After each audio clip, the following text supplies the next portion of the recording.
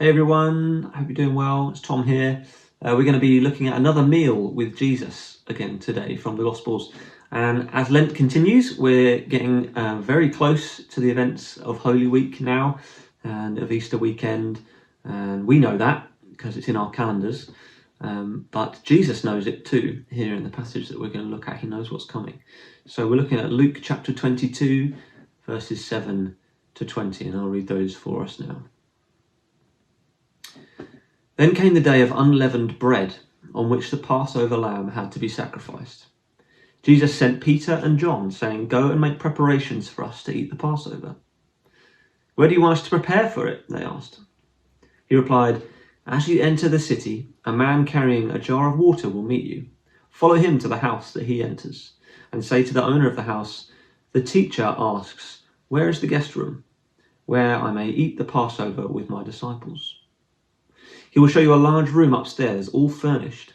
Make preparations there." They left and found things as Jesus had told them, so they prepared the Passover. When the hour came, Jesus and his apostles reclined at the table, and he said to them, "I have eagerly desired to eat this Passover with you before I suffer. For I tell you, I will not eat it again until it finds its fulfillment in the kingdom of God." After taking the cup, he gave thanks and said, "Take this and divide it among you. For I tell you, I will not drink again from the fruit of the vine until the kingdom of God comes." And he took bread, gave thanks, and broke it, and gave it to them, saying, "This is my body, given for you. Do this in remembrance of me." In the same way, after the supper, he took the cup, saying, "This cup is the new covenant in my blood, which is poured out for you." I wonder how you feel listening to that. I love the fact that Jesus says he's been eager to eat the Passover with his disciples. He's been looking forward to it. It's a little window into Jesus' emotional life there. He's been looking forward to this. And why has he been excited to eat this meal? Well, I think it's because he knows what comes after it. He knows that the kingdom of God is coming. He'll have to suffer first, yes, and he acknowledges that, but the kingdom is coming. He knows that he's going to eat another meal like this one day in his established kingdom where sin is no more, with his people. And that's us, if you're a Christian. Jesus is eager to eat this meal, yes, but that's because he's even more excited to eat the second and better meal with us.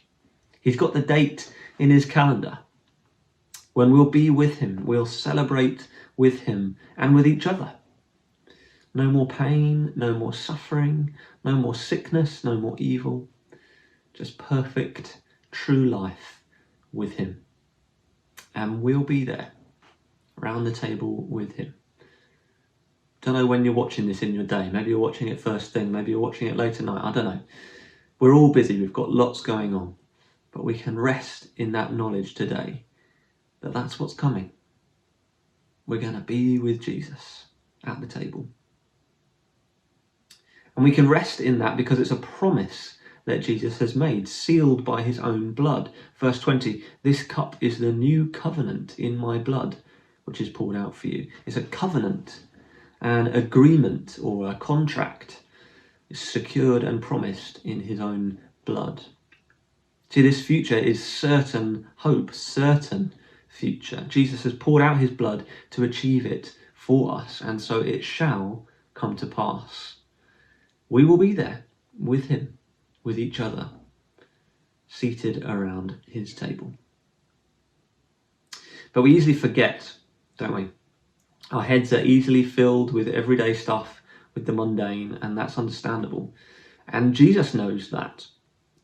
So here he gives us a way of refocusing, of helping us remember the meal to come, using a meal right now, the bread and the wine.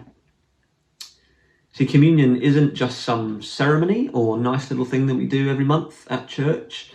It's a chance to remember what Jesus has done and to look ahead to that great meal to come.